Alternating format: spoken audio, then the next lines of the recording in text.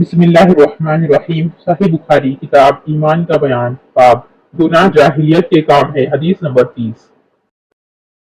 الأحنف بن قيس قال ذهبت لأنصر هذا الرجل فلقيني أبو بكر فقال أين تريد؟ قلت أنصر هذا الرجل قال ارجع فإني سمعت رسول الله صلى الله عليه وسلم يقول إذا التقى المسلمان بسيفيهما فالقاتل والمقتول في النار فقلت يا رسول الله صلى الله عليه وسلم هذا القاتل فما بال المقتول قال إنه كان حريصا على قتل صاحبه۔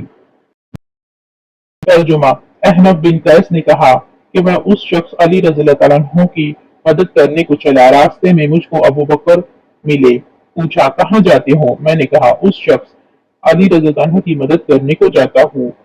ابو بکر نے کہا اپنے گھر کو لوٹ جاؤ، میں نے نبی کریم صلی اللہ علیہ وسلم سے سنا ہے، آپ صلی اللہ علیہ وسلم فرماتے تھے جب دو مسلمان اپنی اپنی تلواریں لے کر بھیڑ جائے تو قاتل اور مقتول دونوں دوزخی ہے۔ میں نے عرض کیا یا رسول اللہ صلی اللہ علیہ وسلم، قاتل تو خیر ضرور دوزخی ہونا چاہیے، مقتول کیوں؟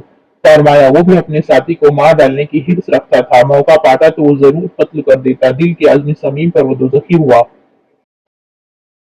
Translation narrated Al-Ahnaf bin Qais radiallahu anhu. While I was going to help this man, Ali ibn Abi Talib radiallahu anhu, Abu Bakr radiallahu anhu meet me and asked, where are you going? I replied, I am going to help that person. He said, go back, for I have heard Allah the Prophet sallallahu alaihi wasallam saying, when two Muslims meet each other with their swords, both the murderer as well as the murdered will go to the hellfire. I said, O Allah the Prophet sallallahu alaihi wasallam, it is all right for the murderer, but what about the murdered one?